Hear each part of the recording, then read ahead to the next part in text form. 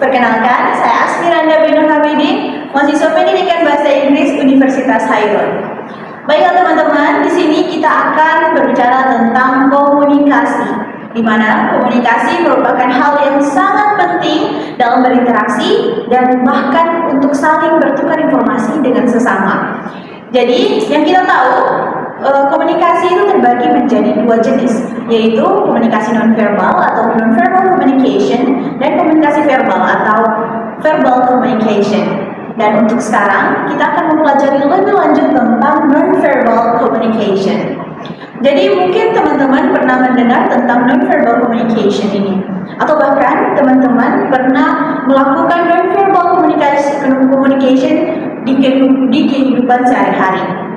Jadi untuk teman-teman yang belum tahu apa itu nonverbal communication, kita akan belajar definisinya terlebih dahulu. Yang pertama, nonverbal communication is the person's communication without using word. Jadi, nonverbal communication atau komunikasi nonverbal ini adalah komunikasi yang tanpa menggunakan kata-kata, tapi dia menyampaikan suatu pesan dengan simbol-simbol yang kita lakukan atau yang kita praktekkan. Jadi di sini saya menulis 3 poin tentang nonverbal communication. Yang pertama, nonverbal communication disampaikan melalui simbol yang ditunjukkan melalui gestur atau hal lain selain kata-kata. Jadi di sini saya mengambil salah satu contoh tentang hal ini yang disampaikan melalui simbol. Jadi soal penampilan, saya mengambil contoh soal penampilan. Jadi contohnya, ketika kita bertemu dengan presiden atau bahkan kita bertemu dengan dosen kita, nah itu kita tidak bisa hanya memakai kaos oblong dan celana pendek saja. Itu akan mengurangi rasa hormat kita kepada orang yang kita temui tersebut. Jadi kita harus berpenampilan rapi, seperti memakai kemeja atau batik atau jas untuk ketika kita bertemu dosen atau bahkan presiden. Itu akan menunjukkan bagaimana respect kita terhadap orang yang kita temui tersebut.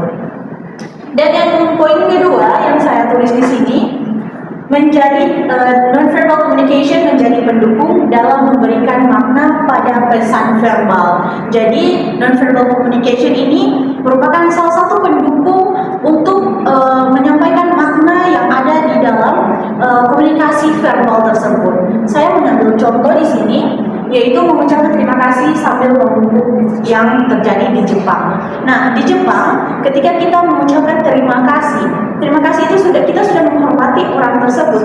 Tapi untuk lebih meningkatkan rasa kesopanan kita harus didukung dengan bahasa nonverbal atau nonverbal communication kita seperti dengan mengucapkan terima kasih sambil membungkuk. Nah, itu dia meningkatkan rasa penghargaan kita terhadap orang tersebut.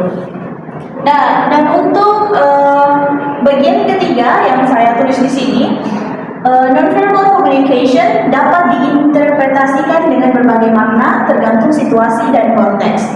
Jadi di setiap negara, di setiap budaya, mereka itu memiliki bahasa nonverbal atau nonverbal communication mereka yang masing-masing. Jadi itu diinterpretasikan berdasarkan bagaimana budaya mereka atau negara mereka.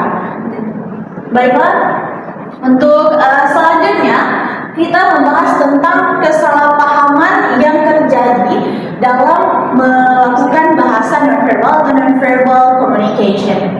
Jadi di sini saya mengambil beberapa contoh karena setiap orang itu memiliki budaya dan memiliki budayanya masing-masing. Di mana di setiap budaya mereka itu terdapat berbagai bahasa nonverbal, berbagai pemaknaan bahasa nonverbal yang pemaknaannya juga berbeda-beda di setiap negara atau budaya mereka. Jadi di sini saya mengambil beberapa contoh. Yang pertama, budaya senyum. Nah, budaya senyum ini jika mengambil 2 negara sebagai contoh, yaitu Rusia dan Indonesia. Nah, di Indonesia, budaya senyum itu adalah budaya yang biasa dan itu menunjukkan bahwa kita adalah orang yang ramah kepada orang yang kita temui dan kita senyum. Kita melakukan senyum terhadap mereka. tapi tidak dengan Rusia. Di Rusia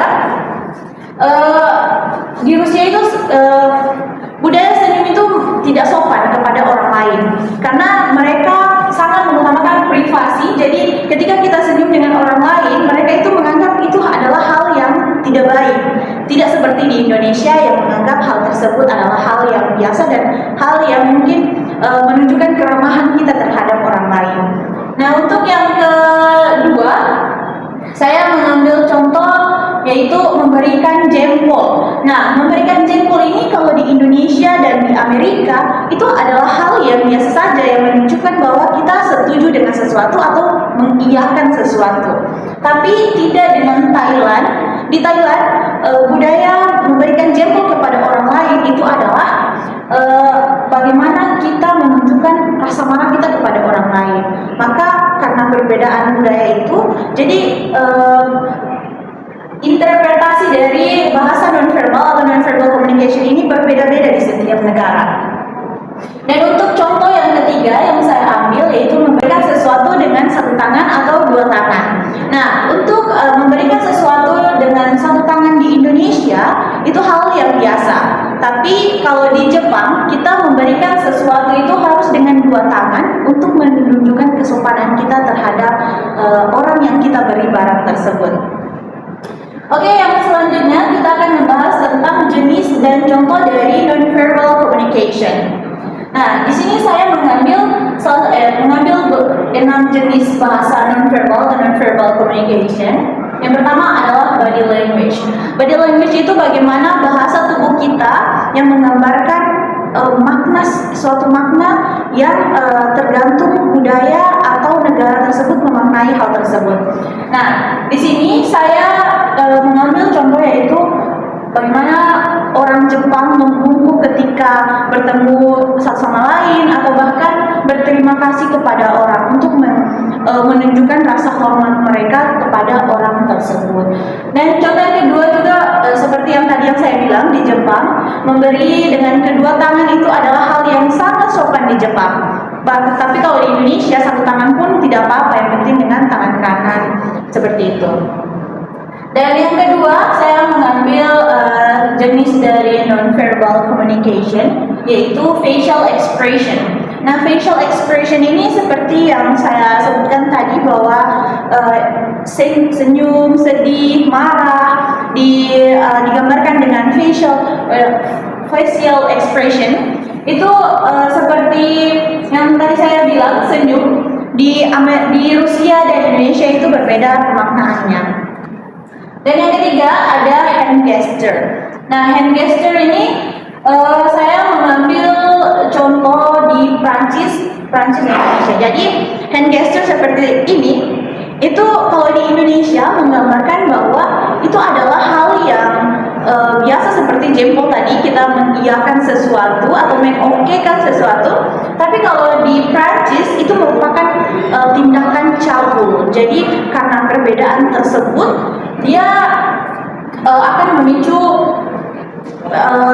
lainnya interpretasi atau pemaknaan dari bahasa verbal. Baiklah, untuk yang keempat, conversational distance. Jadi jarak berbicara saja itu adalah salah satu jenis dari nonverbal communication. Di Amerika, jika berbicara dengan seseorang terlalu dekat, itu kalau terlalu dekat itu adalah orang yang harusnya sudah dekat dengan orang tersebut. Kalau belum dekat, kalau tidak terlalu dekat hubungannya, itu berbicara jangan terlalu dekat karena itu menggambarkan ketidaksopanan. Dan untuk yang kelima, saya melihat saya menuliskan jenis dari nonverbal communication ini tentang penampilan. Bagaimana penampilan itu menunjukkan respect kita terhadap seseorang atau penghormatan kita terhadap seseorang. Jadi seperti yang saya contohkan tadi, ketika kita bertemu dengan dosen kita, itu kita tidak boleh hanya memakai kaos oblong atau kaos-kaos rumahan seperti itu, tapi kita harus memakai pakaian yang rapi, yang sopan ketika kita bertemu dengan mereka untuk menunjukkan bagaimana kita menghargai orang yang kita temui tersebut. Dan yang keempat yaitu eye contact. Nah, eye contact ini saya mengambil contoh di lingkungan Muslim atau di lingkungan Madura. Nah, mereka itu tidak bisa melihat kayak perempuan dan laki-laki untuk kiai, kayak laki-laki itu kiai, mereka tidak bisa langsung eye contact karena itu tidak sopan. Tapi kalau untuk orang-orang yang biasa itu untuk eye contact saja itu hal yang biasa, tapi tidak dengan mereka seperti itu.